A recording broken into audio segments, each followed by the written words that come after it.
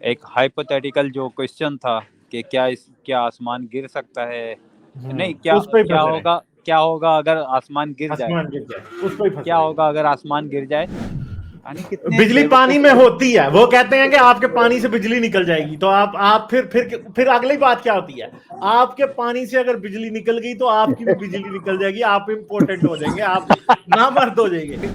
some a faith that claims के जाहिलिया था and we came and we corrected it, ये एक बहुत बड़ा लैंडमार्क होता उस faith के लिए to correct that view, क्योंकि जब 16th century में, again I'm repeating this, जब भी बताता हूं क्योंकि उनकी बात लॉजिकली गलत है। जी जितना भी एटमॉस्फेयर है ना हमारा, उस सब का ओवरबर्डन प्रेशर हमारे ऊपर पड़ रहा है। yes उसकी definitely एक बड़ी सिंपल सी वजह है, क्या है, सी लेवल पे अगर आप पानी को बॉयल करते हैं तो पानी कितने डिग्री पे बॉयल होता है? आपने जिस रिसर्च के साथ उनके फैक्ट्स काउंटर किए थे, आई थिंक इट्स कमेंडेबल। चलें, थैंक यू। वो डिबेट देखें, अब तकरीबन को 70,000 लोग देख चुके हैं।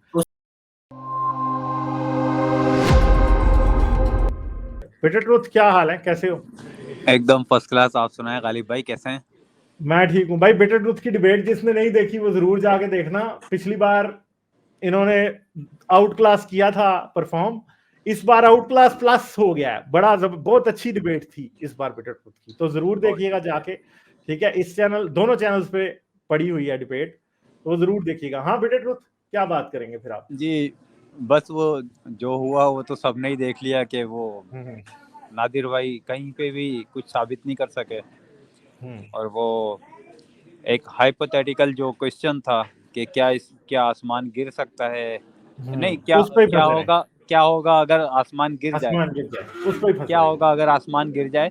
तो वो उसका एक जवाब था, वो उसको एज ए एविडेंस पेश कर रहे थे। मैं उनसे यही कह रहा था कि ये तो हाइपोथेटिकल क्वेश्चन है और इसी तरह से उसका जवाब है। आप कोई एविडेंस दें, कोई फैक्ट दें जिससे पता चले कि वाकई आसमान गिर सकता है। तो वो उनके पास कुछ था नहीं, बस उसी पे एम्फेसाइज कर रहे थे। दूसरा ये कि वो सूरज को ऊपर नीचे ले लेके जा रहे हैं, बार बार सर्कुलर मोशन बता रहे हैं, लेकिन ये नहीं बता रहे हैं कि वो खुदा के तख्त के नीचे जाता है, वहाँ जाके वो सजदा करता है, निकलने की इजाज़त मांगता है। ये तो बहुत क्लियर है, इससे ये पता चल रहा है कि सूरज किसी टाइम में गायब हो जाता है बिल्कुल, और वो जब अल्लाह इजाज़त देता है तभी निकलता है, वरना वो निकल ही नहीं सकता है। तो ये मैं उनसे क्वेश्चन कर रहा था जिसका उनके पास कोई प्रॉपर आंसर नहीं था। तो वो आखिर में आपने देखा गुस्सा भी करना शुरू हो गए थे। वैसे हाँ है, थोड़े से, अच्छे आदमी मगर है। मगर नहीं, नादिर भाई को आपको मानना पड़ेगा। ये देखें, ये कैसर राजा आपसे डिबेट से भाग गए। ठीक है, वो मुफ्ती कहाँ करेंगे, मुफ्ती यासिर वाजदी कहाँ डिबेट के लिए राजी होते हैं? वो मुफ्ती साहब को तो हम क्या क्या के थक गए हैं। मुफ्ती साहब का कोई इरादा नहीं है कि किसी मुल्हिद से डिबेट कर लें। मेरे से मुफ्ती डिबेट साहब, करने का कोई इरादा नहीं। गालिब ठीक है। भाई, मुफ्ती साहब ने तो एक लफ्ज सीख लिया है, सुपर नेचुरल। कोई भी हाँ बात होती है जी वो तो सुपर सुपर नेचुरल नेचुरल है। ठोक देते हैं, सुपर यानी नेचुरल ठोक देते हैं वहां पे। तो जाओ भाई, जाओ भाई। कोई बात ऐसी हो जो मुफ्ती साहब से एक्सप्लेन ना हो, वहां पे ये तो सुपर नेचुरल क्लेम है जी। सुपर नेचुरल क्लेम तो साइंस से साबित नहीं हो सकता भाई। जो चीज साइंस से साबित नहीं हो सकती वो झूठ होती है, सिंपल सी बात है। हाँ, चलो एक आध हो तो समझ आता है कि हाँ हो सकता है उस वक्त हाँ मीटियर्स आ गए हो, अब ये आसमान गिरने से बचाया हो अल्लाह ने। यार हाँ ये तो बहुत सिंपल सा, एक जो बच्चा हाई स्कूल में वो भी बता सकता है कि ये आसमान जो है जिसे हम स्काई कहते हैं, ये एक जो है एक बनाया हुआ लफ्ज है। बेसिकली जो गैसेस का जो मिक्सचर है उसे हम स्काई बोलते हैं। हाँ तो वो तो गैसेस तो कभी जमीन पे गिर ही नहीं सकती, उन वो मॉलिक्यूल लेवल उनका इतना लाइटर मॉलिक्यूल्स होते हैं कि वो तो हमेशा ऊपर ही जाएंगे। तो ये तो उनका क्लेम वैसे ही जो है बेतुका है कुरान का। तो मसला ये है कि यासिर वाजदी साहब से मेरी बात हुई थी, मैंने उनसे कहा था कि ये शूटिंग स्टार्स के ऊपर ज़रा बताएंगे, मीटियर्स जो फॉलिंग होती है क्या ये जो है जिन्नात पे मारे जाते हैं। तो वो एकदम से उन्होंने इस तरह से बात की कि एक नेचुरल होता है, एक सुपर नेचुरल होता है, यानी वो बस कि ये जो मीटियर्स आते हैं ये सुपर नेचुरल क्लेम है, और एक नेचुरली भी आते हैं मीटियर्स। वो ये कहना चाह रहे थे कि वो किसी वक्त में अल्लाह ने फेंके थे, अब नहीं फेंकता वो जिन्नात ना, अब नहीं फेंकते, वो फरिश्ते नहीं फेंकते अब। तो इस किस्म की अफसरदा किस्म की बातों को आज के दौर में बड़ा मुश्किल है डिफेंड करना, बहुत ही मुश्किल है इन इन मुल्लाओं के लिए भी, और जो defender modern Muslim Islamic defenders हैं, they really can defend on that। That's the only reason they are just doing interpretation और इसी तरह से और कुछ कर रहे हैं, लेकिन साबित कुछ नहीं कर पाते बेचारे ये लोग। अच्छा दोस्तों, बिटर ट्रूथ ने ना एक चैनल भी खोला है, जो मैंने आज अपनी कम्युनिटी टैब में बिटर ट्रूथ की भेजी हुई वीडियो लगाए, बिटर ट्रूथ की एक वीडियो लगाई भी थी। तो बिटर ट्रूथ का चैनल यार आप लोग जाके जरूर सब्सक्राइब करें, और मैं इनसे बहुत अच्छा काम एक्सपेक्ट कर रहा हूँ। ठीक है, तो आप लोगों को भी होपफुली अच्छा ही देखने को मिलेगा। ठीक है, तो आप लोग जरूर जाके देखें। मैं बिटर ट्रूथ का चैनल आपको दिखा देता हूँ, तो आप जाके बिटर ट्रूथ के चैनल को सब्सक्राइब कर लें, ताकि बिटर ट्रूथ का जो है वो क्या हो जाए, इनका भी, इनकी, क्योंकि ये बहुत सी बातें कहना चाहते हैं बिटर ट्रूथ, मुझे पता है। ठीक है, और ये एक बात याद रखेंगे, बिटर ट्रूथ के पास अच्छा नॉलेज है। अब मैं आपको ये बात बता रहा हूं अच्छी तरह से कि बिटर ट्रूथ के पास अच्छा नॉलेज है, और आप लोग इनसे कुछ ना कुछ सीखेंगे। ठीक है, और इनके चैनल को हमने, ये बिटर ट्रूथ के नाम से चैनल है इनका, तो इसको जरूर जाएं देखें। इन्होंने काफी सारी वीडियोस बनाई हैं, तो आहिस्ता आहिस्ता आपको अच्छी और साइंस बेस्ड साइड पे या रैशनैलिटी बेस्ड साइड पे बिटर ट्रूथ जो जा रहे हैं, देखें मैंने सब्सक्राइब करके ऑल नोटिफिकेशन ऑन की हैं, तो आप भी जाएं और आप भी देखें। ठीक है, हाँ, और चैनल का हम लिंक जो है ना यहाँ पे डाल देते हैं चैट के अंदर, तो जरूर इसको सब्सक्राइब करें। ठीक है, अच्छा ये मैंने चैट के अंदर डाल दिया। ठीक है, तो जाके एक सब्सक्राइब का बटन क्लिक करके जरूर आए, आपको अच्छा काम जो है ना दे बढ़ेगा। मुझे बिटर ट्रूथ जो है ना, ये गुलजार भाई 2 लग रहा है मुझे। ठीक है, बिटर ट्रूथ जो है ना, हाँ, तो मैं आप लोगों को बता सकता हूँ, जिस तरह गुलजार भाई सही काट वाली बात करते हैं ना, उस तरह से आपको दिखाई देगा। ठीक है, हाँ, अच्छा और बड़े रिलैक्स मूड में बिटर ट्रूथ भी इसी तरह कर रहे हैं। ठीक है, हाँ, बहुत शुक्रिया गालिब भाई। गालिब भाई, अभी आपका मैं देख रहा था एनर्जी के ऊपर, आपने बड़ी जबरदस्त वीडियो बनाई है। यकीन करें मुझे बहुत पसंद आई। पाकिस्तान में जो एनर्जी का इशू है, उसके ऊपर अभी मैं और भी बनाऊंगा। हाँ बिल्कुल। एक वीडियो मेरी पाइपलाइन में है कि पाकिस्तान को डैम्स क्यों बनाने हैं, वो भी मेरी है वीडियो एक पाइपलाइन। बहुत सारी सोर्सेज ऐसी, बहुत सारी ऐसी सोर्सेज हैं जिससे हम जो है एनर्जी हासिल कर सकते हैं, और जिसे फिर हम ट्रांसफर कर सकते हैं मैकेनिकल टू इलेक्ट्रिकल एनर्जी में। ये जो एक वो कालाबाग डैम का मसला चला था, आप भी जानते हैं गालिब भाई, और बहुत सारे हमारे व्यूअर्स जानते हैं कि वहाँ पर बहुत सारे लोगों ने, जो वहाँ पे जिनका बहुत ज़्यादा इन्फ्लुएंस है, उन्होंने उसको बनने नहीं दिया और कहा कि ये पानी से बिजली गुजरेगी। तो आप यानी अंदाज़ा लगाएं कि मैं ये नहीं कह रहा हमारे सारे पाकिस्तान के लोग ऐसे हैं, लेकिन ऐसे लोग हमारे दरमियान मौजूद हैं जो मिसकॉन्सेप्ट, जिन्हें पता कुछ नहीं है कि ये जो पावर प्लांट है काम किस तरह करता है, और वो समझते हैं कि बिजली पानी से गुजरती है। यानी कितने बिजली पानी में होती है, वो कहते हैं कि आपके पानी से बिजली निकल जाएगी, तो आप फिर अगली बात क्या होती है, आपके पानी से अगर बिजली निकल गई तो आपकी भी बिजली निकल जाएगी, आप इम्पोर्टेंट हो जाएंगे, आप नामर्द हो जाएंगे। लिटरली ये मैंने खुद सुना है, खुद सुना हुआ मैंने। वो ये समझते हैं कि पानी से बिजली निकल गई तो फिर हमारी भी बिजली निकल जाएगी और हम भी ठूस हो जाएंगे। लिटरली ये समझते हैं। या सीरियसली ये एक बहुत बड़ा इशू है, जबकि जो बच्चे भी टेक्निकल में हैं, जो यूनिवर्सिटीज में हैं, इंजीनियरिंग कर रहे हैं, वो बहुत आसानी से समझ सकते हैं कि जनरेटर का फंक्शन क्या होता है, टरबाइन क्या चीज़ होती है, और टरबाइन होती कितने किस्म की है।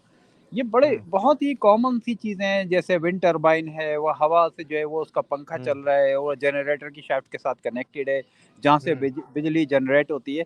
अगर सिर्फ फैराडेज लॉ को पढ़ लिया जाए तो बहुत आसानी से ये बात समझ आ सकती है कि फैराडेज लॉ में ये बताया गया है कि जब कंडक्टर जो है वो मैग्नेटिक लाइन ऑफ फोर्स को कट करता है तो ईएमएफ इंड्यूस होती है, उसमें इलेक्ट्रोमोटिव फोर्स पैदा होती है, और उसी से बिजली पैदा होती है। और यही वो बिजली है जहाँ पे स्टेप अप ट्रांसफार्मर लगा के उसको, उसकी बिजली की एनर्जी को बढ़ाया जाता है।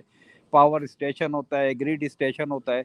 तो कहीं पे भी अब अगर मैं पानी ये जो टरबाइन है थर्मल बना लूँ कि पानी से, पानी के प्रेशर से वो विंग्स घूम रहे हैं, तो वो पानी के प्रेशर से एक नोजल आ रहा है, उससे जो है पानी निकल रहा है, वो विंड्स को घुमा रहा है उसके विंग्स को, और वो कनेक्टेड है क्या कहते हैं जनरेटर के साथ, और फिर जनरेटर वो बिजली जनरेट कर रहा है, उसी स्पीड के रेवोल्यूशन के अकॉर्डिंग जो है वोल्टेजेस पैदा हो रहे हैं, और वो वोल्टेजेस फिर स्टेप अप ट्रांसफार्मर के जरिए स्टेप अप करते हैं, उनको बढ़ाते हैं वोल्टेजेस को, और इस तरह से होता है।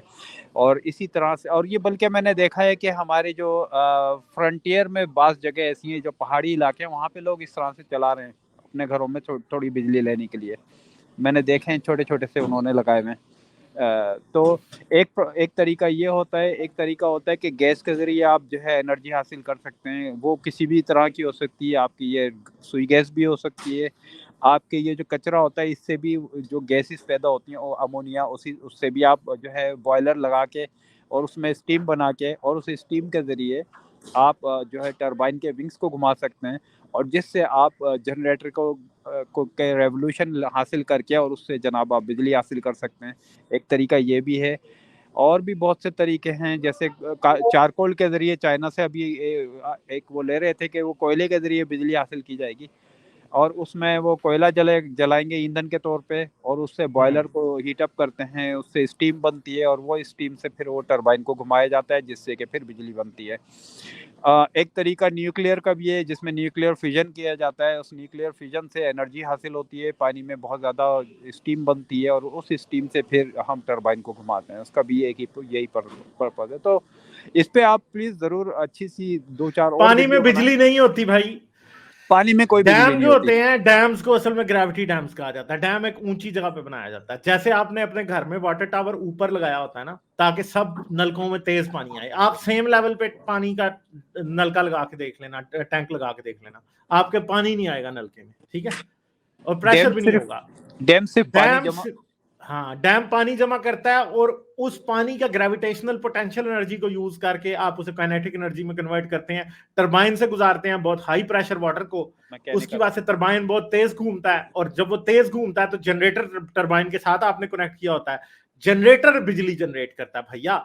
टरबाइन पानी बिजली जनरेट नहीं करता, जनरेटर जनरेट करता है। जब जनरेटर घूमता है टरबाइन की वजह से, तो वो बिजली जनरेट करता है। बस इतनी सी बात है, और क्या। जैसे आपकी गाड़ी में एक जनरेटर लगा होता है, इसी तरह उस टरबाइन के साथ भी एक जनरेटर कनेक्ट हुआ होता है, जो कि आपके लिए बिजली पैदा करता है। एग्जैक्टली गाड़ी में अल्टरनेटर होता है, वो भी यही काम कर रहा होता है। वो भी यही काम करता है कि उसको जो है एक बेल्ट के साथ कनेक्ट कर देते हैं, तो वो बेल्ट उसको घुमा रही होती है, और जिससे बिजली पैदा होती है, और उसमें रेक्टिफायर लगा देते हैं, तो वो रेक्टिफाई करके उसको एसी को डीसी में कन्वर्ट कर देता है, और जितने वोल्टेज चाहिए उतने वोल्टेज का वो रेक्टिफायर होता है, तो वो 12 वोल्ट डीसी जाते हैं, आपकी बैटरी को चार्ज कर रहे होते हैं, और इसी तरह फिर आपकी बैटरी फंक्शन कर रही होती है। एग्जैक्टली यही बात है। इंडिविजुअलिस्ट आ गए हैं। हेलो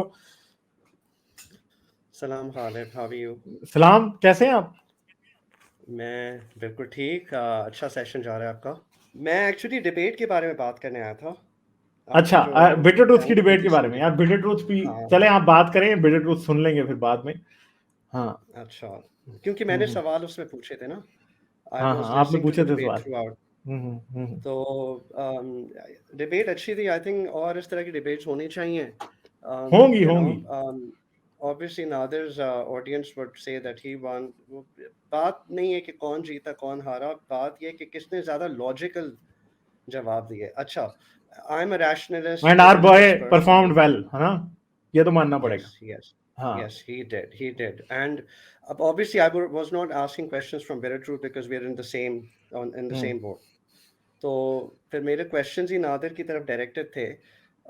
एक तो क्वेश्चन मैंने उनसे ये पूछा था, क्योंकि obviously the topic was is Quran scientific, और ये इसमें जो क्वेश्चन मैंने पूछा था कि टॉलेमिक मॉडल जो है कुरान का, सॉरी टॉलेमी ने जो मॉडल फर्स्ट सेकंड सेंचुरी में दिया था about the universe where the earth is stationary और the sun and all the other planets and stars are revolving around it. तो ये क्वेश्चन ये था कि why didn't the Quran correct it. एक व्यू जो चल रहा था इतनी सेंचुरीज से 7th सेंचुरी तक आकर, तो फिर उन्होंने ये बात बोली थी कि if the Quran is not saying anything then you are using the fallacy of appealing to silence. तो मुझे एक बात ये नहीं समझ में आई थी कि you know they claim that you know there was a time of जाहिलिया। सो अगर हम देखें 16th सेंचुरी में जब ये व्यू इवेंचुअली कोपरनिकस और गैलीलियो ने करेक्ट किया, उसके बाद ही एज ऑफ एनलाइटनमेंट शुरू हुई। scientific discoveries picked up, people understood कि जो view religion इतने centuries से communicate कर रहा था वो गलत भी हो सकता है। उसके बाद इंसान ने अपने ऊपर ये चीज़ ली कि अब अगर कोई truth investigate करना है, हमें अपनी place in the universe समझनी है, we need to detach ourselves from religion and study these things more independently, basing our theories on on observations, on empirical evidence. I think एक तरह का बहुत बड़ी confrontation हुई थी जब पता चला था कि एक heliocentric view है, that the sun is at the center of the solar system, everything around it is circumambulating it. तो ये a faith that claims कि जाहिलिया था and we came and we corrected it, ये एक बहुत बड़ा landmark होता उस faith के लिए to correct that view, क्योंकि जब 16th century में, again I'm repeating this, जब view correct किया गया उसके बाद we took off and there is no looking back after that. We have so many scientists that came after Copernicus and Galileo, जैसे Kepler है, Newton है, they based their theories and observations on what are independent of religion. They did not let faith misguide them and lead them astray, that, and एक उस confrontation के बाद confidence आया इंसान को अपनी सोच पे, अपने दिमाग पे, अपने intelligence पे कि अब कुछ अगर करना है तो हमें ही करना है। तो फिर या तो आप claim नहीं करो that ignorance थी और हमने correct की, because ये सबसे बड़ी correction है, to understand your place in the in the cosmos, in the universe, where you say, क्योंकि एक एथनोपोसेंट्रिक व्यू है कि आप बीच जो हर चीज आपके इर्द गिर्द घूम रही है, वही अशरफुल मखलूकात वाली जो लॉजिक है कि everything is because of us and for us and blue, जैसे आपने काफी दफा कोट किया है पेल ब्लू डॉट, जो ये हम्बल व्यू है that every human being should take, that we are so insignificant, we are not even a pixel in this universe. वो अगर व्यू आपको उस वक्त आता है जब आप अपनी पोजीशन समझते हो कि आप कहाँ हो यूनिवर्स में। तो आई थिंक एक तो ये बात थी, वो उन्होंने एड्रेस नहीं की and he kept on saying. और सेकंड, मैंने जो क्वेश्चन आपको उनको जो मैंने पुट किया था एंड में, वो जब remember that he, sorry Ghalib मैं ज्यादा टाइम तो नहीं ले रहा। नहीं करें बात डिबेट पे बात जरूर करनी थी। वो हमारे पास बिटर ट्रूथ नहीं है फिलहाल, वो एक बात है, मगर जरूर जिस दिन आप सैटरडे को भी वो होंगे तो आप जरूर उनसे बात कीजिएगा, मगर आप अपनी बात कर दें क्योंकि डिबेट का रिव्यू लाजमी जी। तो उन सेकंड ये था कि उन्होंने आर्टिकल शेयर किया, if the sky is falling, I think science direct में था या किसी वेबसाइट पे। तो मैं अब उसमें बिटर ट्रूथ ने भी यही कहा था कि एक तरह से हाइपोथेटिकल बात कही थी, और मैंने भी पूरा आर्टिकल 2 दफा पढ़ा, और उसमें वो they use, because the sky is falling is a phrase that people used to communicate about that there could be wrath of God or divine punishment can come your way, so quickly try to comply with what religion is telling you, or take a moral stance and be the good person that religion या faith आपको जो अहकामात बताते हैं उस पे आप अमल करो। तो इस चीज को उन्होंने यूज करते हुए, इस एनालॉजी को यूज करते हुए उन्होंने कहा कि if the sky is falling, it's not like a peaceful fall, जिस तरह से एंशिएंट ग्रीस में ये था कि आसमान को समझते थे कि कोई शील्ड है, कोई छत है। तो उसको उन्होंने कहा if it were using it as an analogy and allegory या एज अ हाइपोथेटिकल एग्जांपल, कि it would be the atom, the molecules that will fall. And मैंने उनसे क्वेश्चन पूछा था कि अगर स्काई अगर गिरेगा, मॉलिक्यूल्स आर लाइट है, क्या how will those molecules fall onto the planet?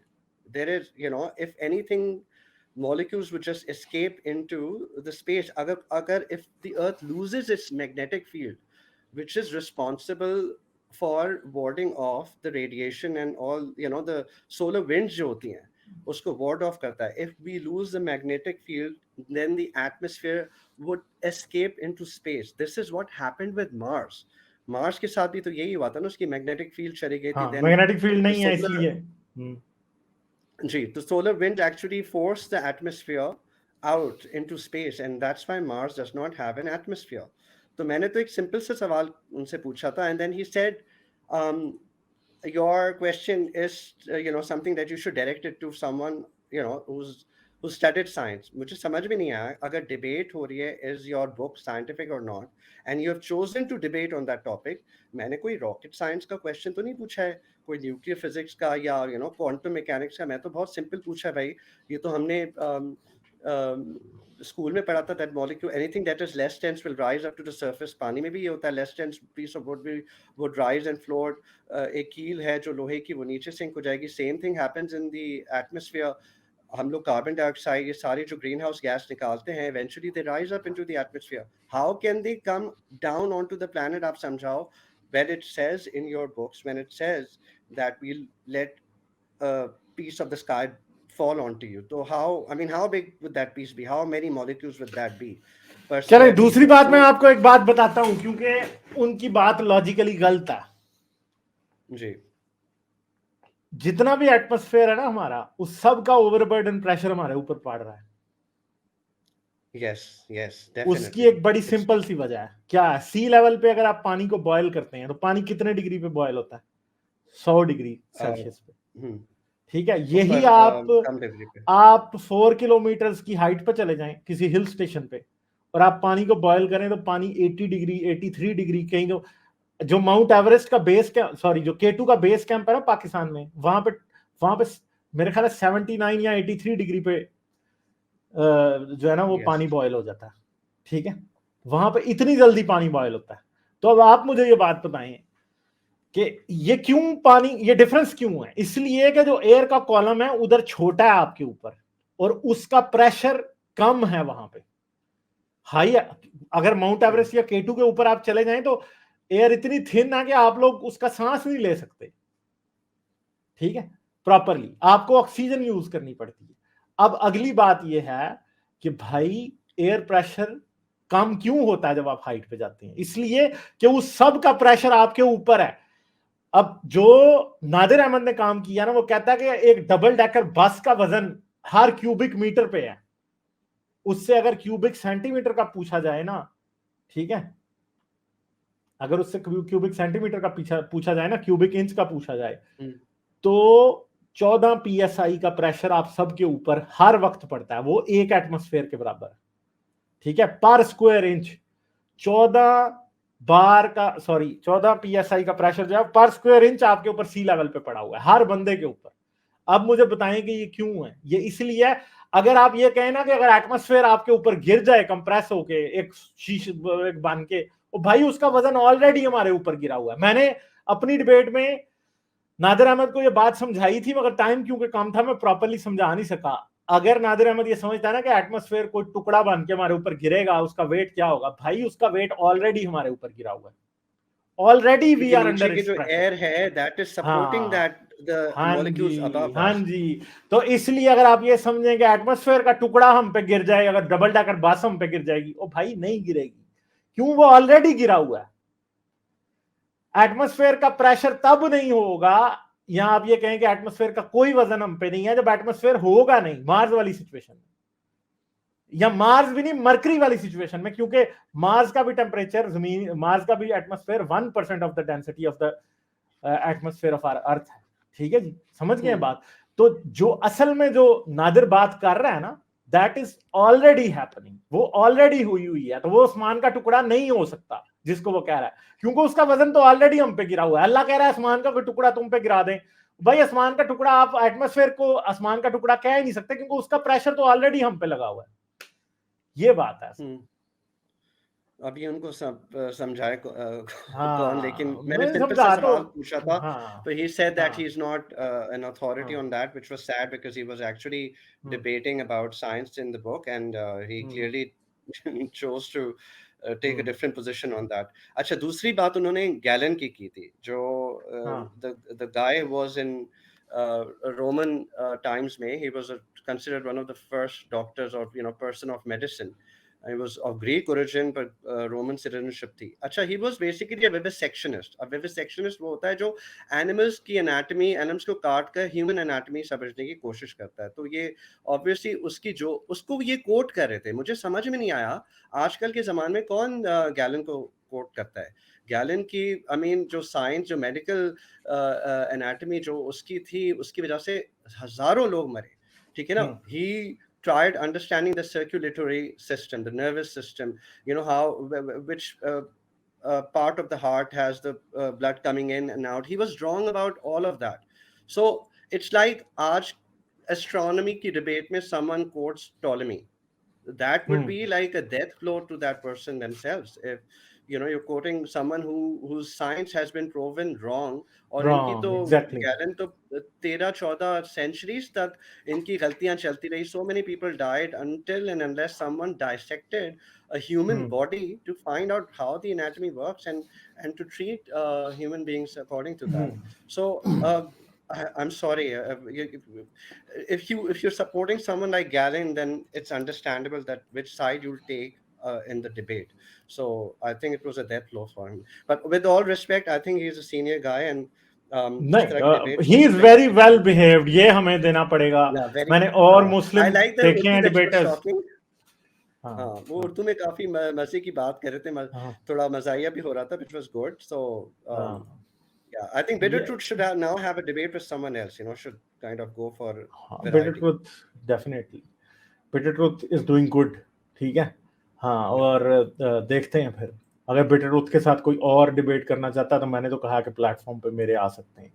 ठीक है, मगर कैसर साहब तो भाग चुके हैं. ठीक है, कैसर साहब ने डिबेट करने से इनकार कर दिया बिटर ट्रूथ से एक्सक्यूजेस बना के. तो वो पता चल रहा था कि he has observed bitter truth और उसको समझ आ गया कि मेरे बस का रोग नहीं है बिटर ट्रूथ. ये कैसर साहब को पता चल चुका है अभी तक. ठीक है, हाँ. हेलो गालिब भाई. जी गालिब भाई, सॉरी. अच्छा, हकीम जी ने आपसे बात करनी थी भाई. ठीक है, अच्छा. तो आप हकीम जी से बात करें. ठीक है, तो मैं जरा एंजॉय करता हूँ थोड़ी देर. अजन, आप भी इनपुट दीजिएगा, कोई ऐसी बात नहीं है. आप भी इंडिविजुअलिस्ट भाई दोनों इनपुट दीजिएगा. अपना बिटर भाई, आपकी यार बहुत अच्छी प्रेजेंटेशन, सब कुछ बहुत जबरदस्त था इस दफा. बहुत शुक्रिया. उसमें आपने सारे जो नुक्ते उठाए वो भी टाइमली थे, सब कुछ सही था. आपसे बस, और दूसरी एक जो सबसे अच्छी बात है, मैं पहले आपको तारीफें कर लूं, फिर एक नुक्ता मैं आपसे उठाऊंगा. अच्छा, मैं भी एक बात कर लूं भाई. सुपर चैट में कंजूसी अब तो हम एंड करने लगे हैं, अभी भी चले जा रही है. ठीक है, वैसे वेडनेसडे चले. ठीक है, करें बात. अच्छा, करें तो बात. वो ये था कि यार एक तो ये कि इट्स ग्रेट टू सी कि यार you are keeping your cool. उसको हमेशा ऐसे ही रखिए, कभी भी जो है वो एंशियस ना होइए कभी भी. वो आप वैसे मुझे बताने नहीं, आप माशाल्लाह वैसे बहुत जबरदस्त है इस काम में. जो उसमें एक जो था ना इशू, जो मैं आपसे गिला करना चाहूंगा, समटाइम्स आई फील के यू लूज द कॉन्टेक्स्ट. वो माजरत से कह रहा हूं मैं, भाई की तरह मेरी जी. जी, वो उसमें ये था कि जैसे कि वो, अब आपको मालूम है कि नादिर भाई के जो भी मामलात हों, वो ही डजंट फॉलो एनीबडी. वो किसी फेथ के किसी भी, उनकी मुझे एक यही बात बहुत ज्यादा पसंद है कि वो ही इज एन इंडिविजुअलिस्ट.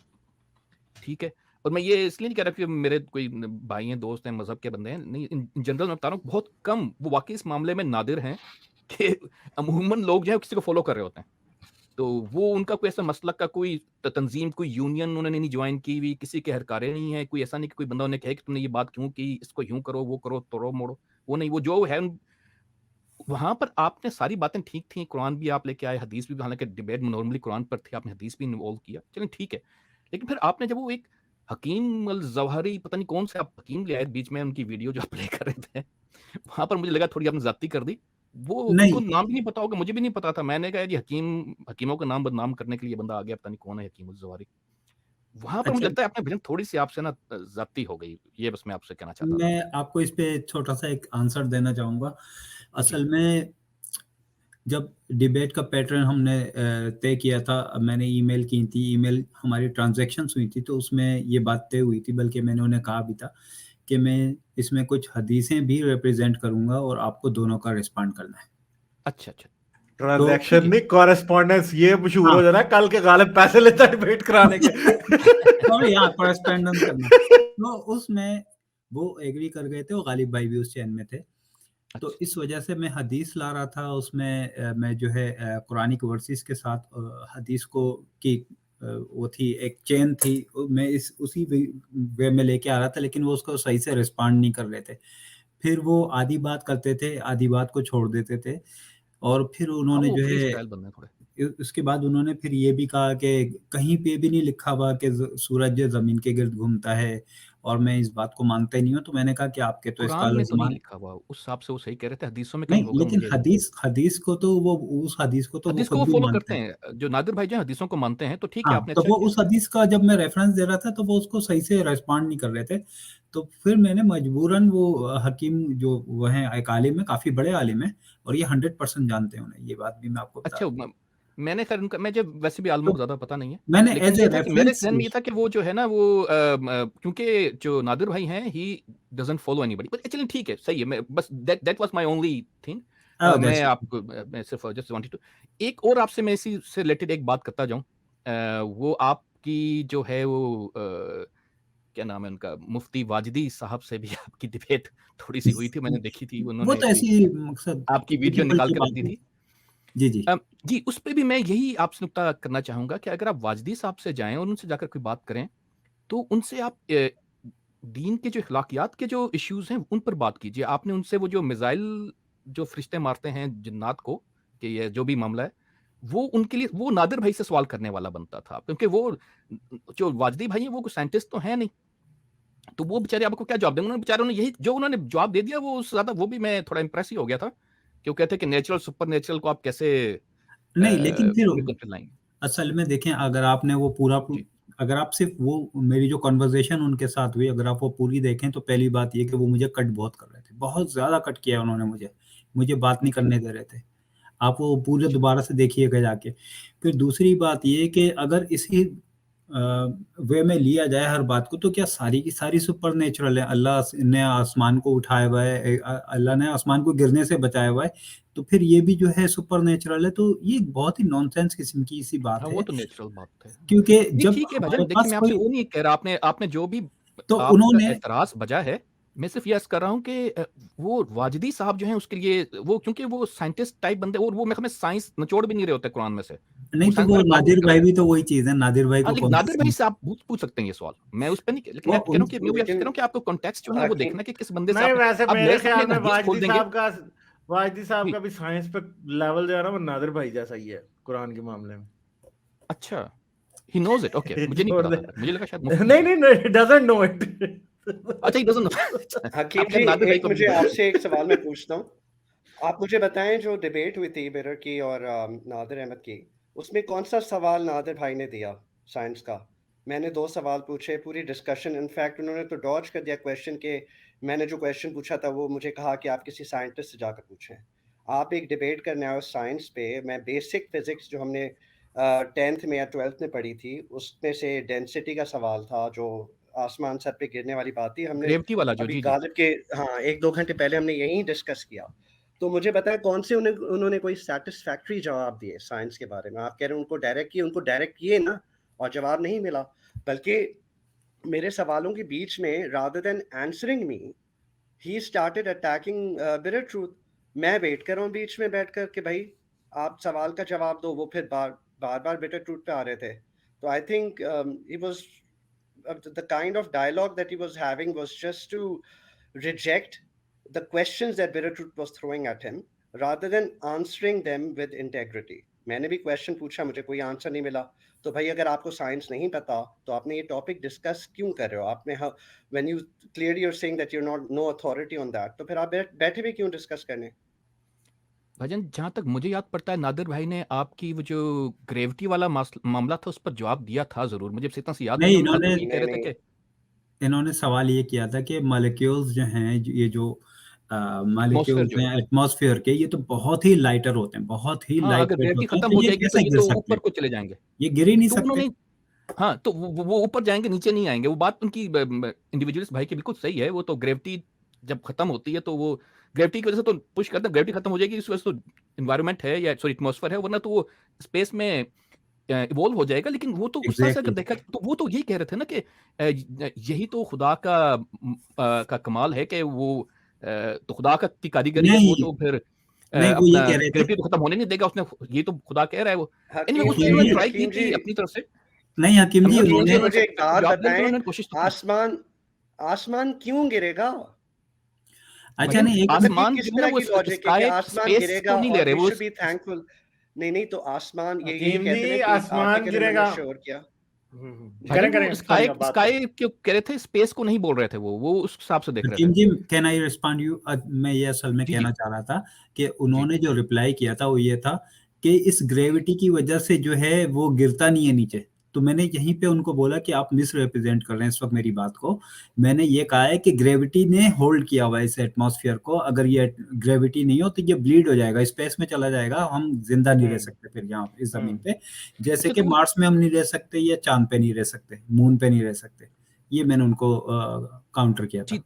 तो वो ये और नहीं दूसरी कह रहे बात थे यह कि हकीम जी, ये बात समझें, कुरान जब बात करता है कि आसमान का कोई टुकड़ा आप पे गिरा दें, तो वो एंशिएंट वर्ल्ड में ये माना जाता था कि जमीन और आसमान एक वॉल्ट है। वॉल्ट का मतलब क्या है कि एक ओपनिंग है दरमियान में केओस के वाटर्स, ठीक है। और आसमान जो है वो लोहे का बना हुआ, मैंने इस बारे में बड़ी बात आई कही है। हर्ड इट जी, ये मैंने हाँ। आर्गुमेंट सुना और हुआ है। मिस्री ये कहते थे कि आसमान लोहे का बना है, और उसकी मुताबिकत से कुरान ये भी कहता है कि लोहा जो है वो आसमान से उतरा है, जी, ठीक है। तो आसमान के बारे में ये बात है कि आसमान वाकई उसके टुकड़े जमीन पे गिरते रहते हैं। इवन के जो हिजरे अस्वद है वो भी असल में, अगर मिस्रियों की मेटेओस जुबान में बोला जाए, नहीं, मिस्रियों की जुबान में अगर बोला जाए तो हिजरे अस्वद आसमान का एक टुकड़ा है। जी, हिजरे भाईजान, अस्वद जो है basically it's a metallic meteorite, जी, मेटल सही। कंटेंट उसमें भी ज्यादा होगा, ठीक है। तो ये असल में अगर आप मिस्रियों की जुबान में देखें या पुराने एंशिएंट उनकी जुबान में देखें तो हिजरे अस्वद आसमान का एक टुकड़ा ही है। और उसको बिल्कुल, 100%। पूजना, जी, उसको, क्योंकि जो नेबतियन थे और जो मजूसी टाइप के लोग थे, वो सितारों की तो वैसे ही उनकी जिंदगी में बहुत वैल्यू थी। अहमियत थी, नेबतियंस की जिंदगी में। जी, जी। तो खास तौर पे जब कोई मीटराइट गिरता था तो वो उसे पूजते थे, क्योंकि वो ये समझते थे कि ये सितारा है, ये आसमान का टुकड़ा है। भाईजान, आप बिल्कुल सही कह रहे हैं। मैं तो जो स्ट्रेंथ ऑफ आर्गुमेंट पे तो मैं बात नहीं कर रहा, वो तो इन चीज़ों के काउंटर आर्गुमेंट्स मेरे पास हैं, लेकिन मैं आपका टाइम नहीं वेस्ट करूंगा इस पे। आई नो कि वो आपके लिए काफ़ी नहीं है। मैं सिर्फ ये कह रहा था कि नादिर भाई ने ट्राई की थी, जहाँ तक मुझे याद पड़ता है, उन्होंने ट्राई की, उन्होंने ऐसा इग्नोर नहीं किया था, जितना वो कर सकते थे उन्होंने की। बट एनीवेज भाईजान, बिटर ट्रूथ, बस मुझे यही फीडबैक देनी थी कि बस स्टिक टू द कॉन्टेक्स्ट, लेकिन वो मेरे ख्याल में शायद मेरे इल्म में पूरी पिक्चर नहीं थी, तो जो मुझे फील हुआ मैंने आपको बता दिया। हाँ ठीक है, आपका ये फीडबैक जरूर है, मगर बिटर ट्रूथ, आई थिंक के bitter truth behaved very good.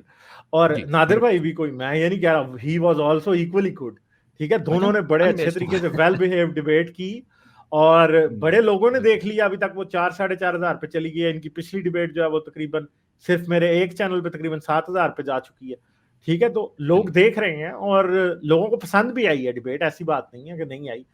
तो मैं तो यही कहूंगा, नादिर भाई के लिए भी मैं ये कहूंगा कि उनको अल्लाह हिम्मत दे, और बिटर ट्रूथ को साइंस हिम्मत दे कि ये दोबारा डिबेट करें।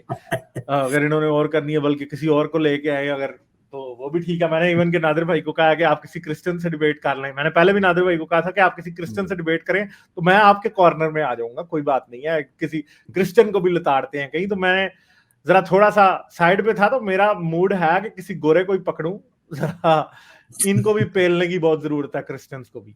भजन, वो नादिर भाई के तो पास जखीरा है ऐसे बहुत सारे गोरों का, वो करते रहते हैं, वो हाँ उनके चैनल पे, वो हाँ मॉडर्न डे डिबेट पे करते रहते हैं। अच्छा, वो हकीम जी, आपको उन्होंने बुलाया था एक वो पहले वाली एम्ब्रियोलॉजी के ऊपर जो डिबेट की थी।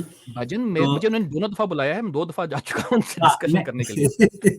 अच्छा, वो एम्ब्रियोलॉजी में जो इश्यूज हैं, वो सबसे बड़ा इशू ये है कि कुरान में एक बिल्कुल क्लियर वाज़े तौर पे लिखा हुआ है कि वो जो स्पर्म है वो ब्लड क्लॉट में चेंज हो जाता है, और फिर ब्लड क्लॉट जो है, चाहे आप उसको लीच कह लें या ब्लड क्लॉट कह लें, और उसके बाद फिर वो ब्लड क्लॉट जो है मुद्गा में चेंज होता है, जो जिसे हम लाहम बोलते हैं, फिर वो उसके बाद हड्डियों में चेंज होता है।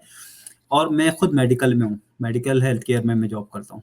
अच्छा, तो ये जो चीज़ है, ये एंटायरली, ये अगर इसकी बात की जाए मेडिकल पर्सपेक्टिव से, ये बिल्कुल गलत है। ये एरिस्टोटल, गैलन, ये उस दौर में, ये वो लोग हैं जो एम्ब्रियोलॉजिस्ट कहलाते थे उस दौर के, और वो इस वे में सोचते थे, और उसी तरह से वो लिखा हुआ है। लेकिन अगर आप एक्चुअल मेडिकल की जो वेबसाइट्स हैं या आप मेडिकल की टेक्स्ट बुक पढ़ लें तो वो इस तरह से कहीं पे भी नहीं है। हमारा जब स्पर्म रिलीज होता है तो वो एग के अंदर जाता है, एग को फर्टिलाइज करता है। हमारा जो उसमें ये जो एग है, ये जो स्पर्म है, ये फ्यूज हो जाता है एग के क्या कहते हैं मेम्ब्रेन्स में, और जेनेटिक मटेरियल जो है छोड़ देता है, अपना जेनेटिक्स छोड़ देता है। और यहाँ से औरत का जो फीमेल का जो ओवम के अंदर जो जेनेटिक्स होते हैं वो अवेक होते हैं, वो जाग जाते हैं, उड़ जाते हैं। और इस तरह से फिर सेल डिवीजन स्टार्ट होती है। पहले जाइगोट बनता है, उसके बाद फिर एक सेल होता है, फिर उसके बाद वो 2 में डिवाइड होता है, फिर उसकी डिवीजन होती है। तो वहां पे कहीं पे भी कोई ऐसा नहीं है कि वो ब्लड के अंदर या जो है किसी लीच में जो है ट्रांसफॉर्मेशन हो जाती है। उसके बाद फिर वो जाके लहम में होता है, गोश्त में होता है, गोश्त से फिर हड्डियां बनती हैं, और गोश्त और हड्डियां दोनों साइमल्टेनियसली जो है एक साथ बिल्ड होती बनती हैं। हैं। तो ये हाँ, पहले बिल्कुल गोश्त हड्डी नहीं ही बनती। गलत है। तो वो नादिर भाई ने मुझे कई बार ईमेल की, बल्कि मुझे इनवाइट भी किया था कि आप आएं और आप आके अब मुझसे यहाँ बात करें। मैंने कहा डिबेट हो चुकी है, और मुझे अंदाजा हो गया, क्योंकि जब उन्होंने कहा ना टेस्ट में स्पर्म नहीं बनते हैं, तो मुझे वही एकदम झटका लगा कि यार मैं ये डिबेट ही क्यों कर रहा हूँ, इनको तो कुछ पता ही नहीं है ना। मैन रिप्रोडक्टिव का उनको कुछ पता ना, उन्हें जो है ये जो है एम्ब्रियोनिक जो डेवलपमेंट हैं, उसके जो स्टेजेस हैं उसके बारे में ना वो कुछ जानते। और ये तो आप शुक्र करें कि आपकी कैसर राजा से डिबेट नहीं हुई, वरना आपको ये एहसास 10 बार दोबारा होना था। हाँ वो बस यार गालिब भाई अच्छा ही हुआ, क्योंकि यकीन करें आपने बहुत जबरदस्त वो डिबेट की थी। आप 101% विनर हैं उसमें। मैं इसलिए नहीं कह रहा कि मैं आपके चैनल कोई पे नहीं, बैठा अब हूं। ऑडियंस बहुत एफर्ट देखेगी कर रहे कौन थे। विनर है। नहीं, ठीक लेकिन है। जो मेडिकल थोड़ा सा भी जानते हैं ना, मॉलिक्यूलर लेवल की जब बात आती है ना, तो वही लोग इस चीज को समझ सकते हैं, जो इस चीज को अंडरस्टैंड करते हैं, ये कि इसका मैकेनिज्म होता किस तरह से है। जी, और डॉक्टर भाई। ये जो उन्होंने गालिब, आपने जो रिप्रेजेंटेशन बातें की थी ना उसमें अपनी डिबेट में, वो बहुत ज्यादा टेक्निकल थी, and I think you caught him off guard. He was not expecting you to bring in epigenetics. That was your winning point. आपने जिस रिसर्च के साथ उनके फैक्ट्स काउंटर किए थे, आई थिंक इट्स कमेंडेबल। चलें, थैंक यू। वो debate जी। देखें, अब तकरीबन को 70,000 लोग देख अब चुके हैं। उस और डिबेट में देखें, भी मैं हकीम अभी जी भी जो है, फॉरवर्ड हकीम करता जी रहता ने हूँ आज लोगों ये बात कन्फेस की है कि he found me through that. ठीक है, ही फाउंड व्हाट, सॉरी? हाँ जी, वो आपने मुझे आपकी जो उस डिबेट के ब्रोकर डिबेट जी, जी, थ्रू मुझ 100%, तक पहुंचे थे। 100%। वो जब मैंने 2-3 महीने बाद देखी, और उसके बाद आई और रियलाइज उसमें कि वो नहीं जो यार। रेट्रो वायरस की बात की थी ना गालिब भाई आपने, यार हाँ, वो हाँ, वो वाकई सॉलिड पॉइंट है वो आउटस्टैंडिंग तो। बहुत। और उस पे वो आपको काउंटर करने की कोशिश कर रहे थे। मसला ये है कि वो काउंटर करने की कोशिश कर रहे थे थ्रू द उनको पता ही आर्टिकल्स। नहीं था इस बात का भाईजान को। बिल्कुल भी नहीं पता था। और ऊपर से वो जो कर रहे थे बात, इस वक्त मुझे याद नहीं आ रहा। देखो यार, मैं असल में जहन से निकल जाती हैं बातें। तो वो ये कह रहे थे कि टेलोमीर्स जो है उनका तो फंक्शन ये होता है कि डीएनए मटेरियल को एरोड करने से बचाएं। भाई टेलोमीर्स का हाँ फंक्शन हाँ फेल होता रहता है बार बार। टेलोमीर्स का फंक्शन हर डिवीजन पे थोड़ा थोड़ा फेल होता है और टेलोमीर फेड हो दोबारा जाता है। किए जाते हैं। बिल्कुल। रिपेयर। तो उनको असल टेलीमोर में के ये बारे भी में नहीं पता था कि टेलोमीर का फंक्शन फुल प्रूफ नहीं है। वो बेन टेलीमोर के बारे में कहा जाता है जूते के तस्मे की तरह। तस्मे के ऊपर जो एंड पे जो लगी होती है हाँ, एक वो प्रोटेक्टिंग प्लास्टिक की छोटी सी, उसकी तरह हाँ, होता है। उस वो तरह आस्ता होता आस्ता है, घिसते घिसते खत्म होता रहता है। खत्म होता रहता है। और जब बंदा इसी ओल्ड वजह एज से में एजिंग जाता है तो होती है। टेलोमीर्स का फंक्शन बड़े हद तक एरोड हो चुका होता है, वो खत्म हो चुका होता है। ठीक है हकीम जी, को और बात आपने करनी है, वरना एक भाई हैं उनसे हम और बात करेंगे और हम एंड करेंगे। उसमें एक आखिरी हाँ, चीज और कि वो पंक्चुएटेड इक्विलिब्रियम की जो बात कर रहे थे, वो तो खुद जो है इसके हक में जाती है, एवोल्यूशन के हक में जाती है। हाँ, तो उन्हें वो तो इसका भी बड़ी नहीं बार पता। सब्सटेंशिया निग्रा ने उस पर बड़ी डिटेल में रोशनी डाली है। बिल्कुल आप भी बात करें जरूर उस पर। बिल्कुल। तो वो मैंने उनको रिस्पॉन्ड भी किया था जब ये डिबेट हो गई थी। उसके बाद उन्होंने एक अलग से स्ट्रीम की थी। तो उसके मैंने नीचे लिखा था, आपको तो इसके बारे में भी कुछ नहीं पता है, आप जो है इसको इसी के अगेंस्ट यूज कर रहे हैं एवोल्यूशन के। हालांकि एवोल्यूशन को तो ये ज्यादा प्रूव करती है। तो ये सारी चीजें वो असल में जो एवोल्यूशनरी बायोलॉजिस्ट के दरमियान जो एक कॉन्फ्लिक्ट है, वो उस कॉन्फ्लिक्ट को सिर्फ लेके आए थे, और वो समझ रहे थे इसकी बेस पे वो डिबेट जीत जाएंगे। हालांकि ऐसा नहीं है। वो गिनती के लोग हैं जो इससे कॉन्फ्लिक्ट करते हैं एवोल्यूशन से, लेकिन वो भी उसको रिफ्यूट नहीं करते, और उनके केसेस भी हुए हैं कोर्ट में वो भी केसेस। उनका डिसएग्रीमेंट ये नहीं है कि एवोल्यूशन हुई है कि नहीं, उनका डिसएग्रीमेंट ये है कि किस तरह से हुई है, बस हाँ इतनी सी एग्जैक्टली। बात है। उसके टाइम एवोल्यूशन पीरियड पे उनका भी डिसएग्रीमेंट नहीं है। पंक्चुएटेड इक्विलिब्रियम वाले ये नहीं कहते कि एवोल्यूशन नहीं होती, वो भी ये बिल्कुल। कहते हैं कि होती है। और याद है गालिब भाई, मैंने आपसे भी एक और दफा वैसे भी जब से एपिजेनेटिक्स आई है, असल में एक लिहाज से पंक्चुएटेड इक्विलिब्रियम भी एक लिहाज से थोड़ा सा कहीं ना कहीं उसकी भी जगह बन गई है एवोल्यूशनरी फ्रेमवर्क में। अब वो एग्जैक्टली वो वाला पंक्चुएटेड इक्विलिब्रियम नहीं है जो कि पुराने बाबों का था, मगर दैट्स समथिंग थोड़ा सा डिफरेंट चीज है वो, कि अच्छा। आज आप पे और मुझ पे बहुत से एपिजेनेटिक चेंजेस होते हैं, ठीक है। आप ज्यादा ह्यूमिडिटी वाली जगह पे जाएंगे तो आपके बाल जो है वो फूल जाएंगे, ठीक है। ये भी एक इस तरह की चीजें हैं। फिर और चीजें हैं बहुत सारी, आप जब ज्यादा ह्यूमिडिटी में रहते हैं तो इनफोल्डिंग हेयर शुरू हो जाते हैं। ये सब कुछ एपिजेनेटिक इफेक्ट्स हैं जो कि इंसान की बॉडी के ऊपर होते हैं, और वो उसकी वजह से बॉडी एक डिफरेंट तरीके से बिहेव, जेनेटिक लेवल पे एक डिफरेंट तरीके से बिहेव करने लग जाती है। क्योंकि जो एपिजेनेटिक फ्रेमवर्क होता है जो कि जीन्स को कंट्रोल करता है कि प्रोटीन का एक्सप्रेशन कितना होना है, कैसे होना है, वो सारे का सारा बदल जाता है उसकी वजह से असल में, ठीक है। तो ये चेंजेस, इवन के एपिजेनेटिक चेंजेस तो ऐसी भी होती हैं जो कि मां से बच्चे और बच्चे बाप से बच्चे को चली जाती हैं। आपकी बहुत सारी एलर्जीज जो है बेसिकली वो एपिजेनेटिक इफेक्ट्स हैं उनके। अब हर इंसान को कोई ना कोई एलर्जी होती है, तो आप ये कहेंगे कि ये, और वो एलर्जी जो है वो जाके आपको जो एनवायरनमेंट में एलर्जन होता है वो जाके आपके ऊपर एपिजेनेटिक चेंज करता है और आपके जिस्म में पूरी एलर्जी हो रही है, ठीक है। तो एपिजेनेटिक्स तो अब एक रेवोल्यूशन पूरी आ रही है, और एपिजेनेटिक्स की वजह से आपको पता है जो एजिंग का रिवर्सल होगा वो एपिजेनेटिक्स की वजह से होगा। क्योंकि एपिजेनेटिक्स का एक वो बिटर ट्रूथ आपको पता होगा कि वेडिंगटन्स एपिजेनेटिक लैंडस्केप जिसे कहा जाता है, जो हाईली स्पेशलाइज्ड सेल होते हैं वो उसमें बिल्कुल नीचे होते हैं, जो मैं किसी दिन दिखाऊंगा वो आप लोगों को। और जो स्टेम सेल्स होते हैं वो बिल्कुल ऊपर होते हैं। बिल्कुल नीचे का होने का मतलब यह है कि हार्ट के सेल्स जो है वो स्पेशलाइज्ड सेल हैं। स्पेशलिस्ट जो है वो कुछ और नहीं बन सकता, हार्ट का सेल लिवर सेल नहीं बन सकता, मगर स्टेम सेल जो है वो हार्ट सेल भी बन सकता है, वो लिवर सेल भी बन सकता है। और जो इवन के जो एजिंग की क्लॉक है इसके अंदर, सेल्स के अंदर, स्टेम सेल जो है वो सबसे यंग सेल होता है, हार्ट सेल जो है वो सबसे ओल्ड सेल होता है, ठीक है। उसकी एजिंग की क्लॉक आगे को जाएगी, मगर स्टेम सेल अपनी एजिंग की, अगर हम मेच्योर सेल से वापस स्टेम सेल बना लें तो आज ये एक्सपेरिमेंट से साबित हो चुका है कि एजिंग की क्लॉक भी वापस रिवर्स हो जाती है, ठीक है। ऐसा भी हो सकता है कि एक हार्ट सेल जो कि बुढ़ा हो चुका है उसको एपिजेनेटिक फ्रेमवर्क के थ्रू दोबारा से करेक्ट कर लिया जाए। तो क्रिस्पर वगैरह जो है वो इस तरफ भी लेके जा रहे हैं, बड़ा जबरदस्त चीजें आ रही हैं। अभी तो देखें एजिंग तो जा रही है, मैं आपको बता दूं, आज नहीं तो 100 साल बाद नहीं होगी, 50 साल बाद शायद ना हो, डेफिनेटली 100 साल बाद एजिंग नहीं होगी। पक्की बात है कि हम ये बुढ़े हुए जो हैं वो जवान हो जाएंगे वापस। आप 20 साल के लड़के बन के लड़की बन के वापस निकल आएंगे, ठीक है।